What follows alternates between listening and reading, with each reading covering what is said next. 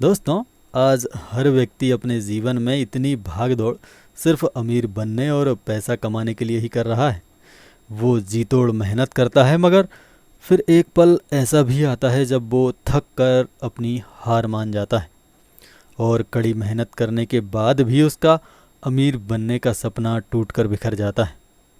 हम में से काफ़ी सारे लोग ऐसे हैं जो फाइनेंशियल मैनेजमेंट को नहीं समझते।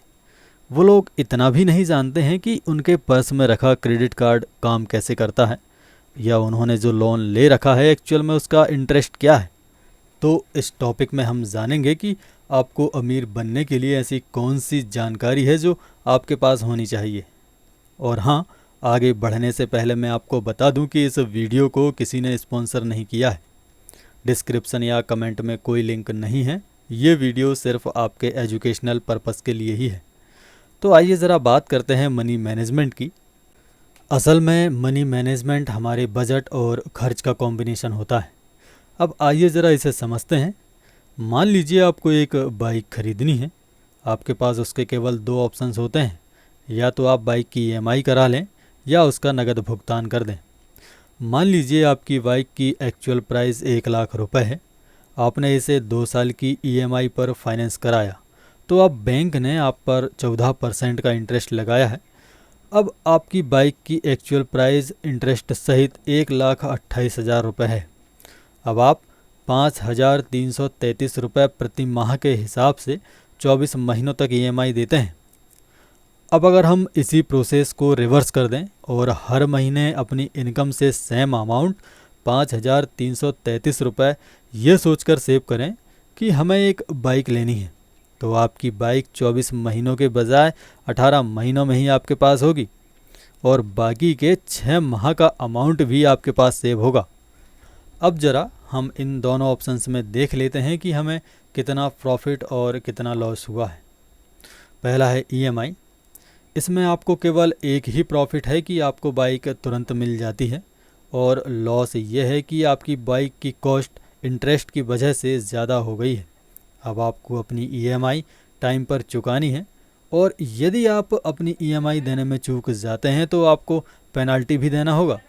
इसीलिए आपके माइंड में ईएमआई का टेंशन हमेशा बना रहता है।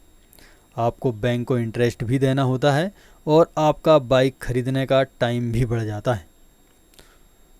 अब देखते हैं कैश पेमेंट को। लॉस इसमें सिर्फ एक ही है कि आपको बाइक कुछ टाइम के बाद मिलेगी, और प्रॉफिट यह है कि आपको बाइक के लिए कोई इंटरेस्ट नहीं देना होता। तो आपकी बाइक की कॉस्ट ऐसे में कम हो जाती है। आप हमेशा स्ट्रेस फ्री रहते हैं।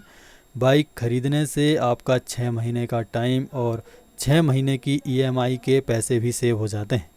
बस ऐसे ही एक मिडिल क्लास आदमी अपनी पूरी ज़िंदगी पैसा कमाता है, फिर भी उसकी 90% समस्याएं पैसों पर आकर ही अटक जाती है, और उसे लगता है कि वो पर्याप्त पैसे नहीं कमा पा रहा है। लेकिन यहाँ प्रॉब्लम ये नहीं है कि आप पर्याप्त पैसे नहीं कमा पा रहे हैं, बल्कि इसकी असली वजह आपके पास मनी मैनेजमेंट का ना होना है। यदि आपकी समस्या पैसा है तो इस समस्या का निदान पैसों से नहीं हो सकता, क्योंकि जो खुद समस्या है वही समाधान कैसे हो सकता है। इसलिए पैसों के गुलाम बनने के बजाय उसके मालिक बनना सीखें। असल में अमीर बनने के लिए कोई डिग्री मायने नहीं रखती है, बल्कि आपको अमीर बनने के लिए डिग्री वाली पढ़ाई से भी बढ़कर नॉलेज का होना बहुत ज़रूरी है, और उस नॉलेज को हम फाइनेंशियल इंटेलिजेंस कहते हैं। दोस्तों, पैसा कमाना जितना मुश्किल काम है, उतना ही मुश्किल काम उन पैसों को लंबे समय तक संभाले रखना है। उन पैसों को इन्वेस्ट कर बढ़ाना और उन पैसों को संभाल कर रखना, इसी को हम फाइनेंशियल इंटेलिजेंस कहते हैं। असल में अमीर बनने के लिए इंटेलिजेंट होना काफ़ी नहीं है, आप में फाइनेंशियल लिटरेसी का होना भी बहुत ज़रूरी है। हम में से अधिकतर लोग पैसा कमाना तो जानते हैं, लेकिन उन पैसों को कब, कहाँ और कितना खर्च करना है ये नहीं जानते।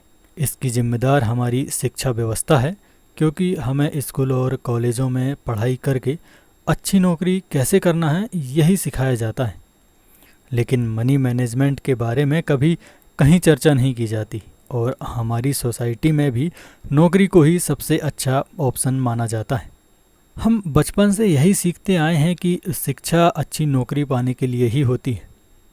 नौकरी मिलने से आप कुछ समय के लिए पैसों की चिंता से मुक्त ज़रूर हो सकते हैं, लेकिन आप उससे अमीर नहीं बन सकते। सेविंग, इस शब्द को सुनकर आपके मन में बचत करने का ख्याल ज़रूर आया होगा और कुछ लोग इसे कंजूसी भी कहते हैं, लेकिन असल में सेविंग का मतलब ये नहीं होता। अगर हम फाइनेंशियल लिटरेसी की माने तो यह वह पैसा है जो आप अपनी आमदनी का कुछ हिस्सा अपने लिए बचा कर रखते हैं, जो आपको ज़रूरत के समय में काम आए। यह पैसा आपको इस बात की गारंटी देता है कि जब आपको पैसों की सबसे ज़्यादा ज़रूरत होगी तब आपको किसी के आगे हाथ फैलाने की ज़रूरत नहीं पड़ेगी। याद रखिए कि आपको आपकी सैलरी अमीर नहीं बनाती है, आपका खर्च करने का तरीका ही आपको अमीर या गरीब बनाता है। आप एक छोटी रकम के रेगुलर इन्वेस्टमेंट से भी करोड़पति बन सकते हैं। अब बात करते हैं इन्वेस्टिंग की। आपने ये तो ज़रूर सुना होगा कि पैसा ही पैसे को खींचता है, लेकिन ये तभी संभव है जब पैसों को सही जगह इन्वेस्ट किया गया हो। अमीर बनने के लिए सिर्फ पैसों की बचत करना ही काफ़ी नहीं है, आपको उन पैसों को काम पर लगाना होगा, यानी इन्वेस्टमेंट करना होगा। आज के समय में इन्वेस्ट करने के बहुत से तरीके मौजूद हैं। आप अपने पैसों को mutual fund, real estate, equity या करेंसी में भी इन्वेस्ट कर सकते हैं। यदि आप इनके बारे में ज़्यादा नहीं जानते हैं तो आप किसी एक्सपर्ट का सहारा भी ले सकते हैं। याद रखिए, पैसों का अपना एक नियम होता है। ये नियम आपको किसी स्कूल या कॉलेज में नहीं सिखाया जाता। अगर कोई पैसों के नियमों को समझ लेता है तो वो अपनी फाइनेंशियल फ्रीडम को पा लेता है। तो आइए लास्ट में एक बार सभी पॉइंट्स को सम अप कर लेते हैं। आमदनी में से सबसे पहले सेविंग करें और फिर खर्च करें। एक्सपेंस बजट के बजाय अपने सेविंग बजट को अपनाएं। फाइनेंशियल लिटरेसी को रेगुलर इम्प्रूव करते रहें और किसी भी चीज़ को खरीदने से पहले ये ज़रूर देख लें कि आप उसकी कीमत से ज़्यादा पे तो नहीं कर रहे हैं। और इस बात पर अगर आपको लगता है कि यह वीडियो आपका वैल्यूएबल लाइक डिज़र्व करता है तो इस वीडियो को लाइक ज़रूर करें। धन्यवाद।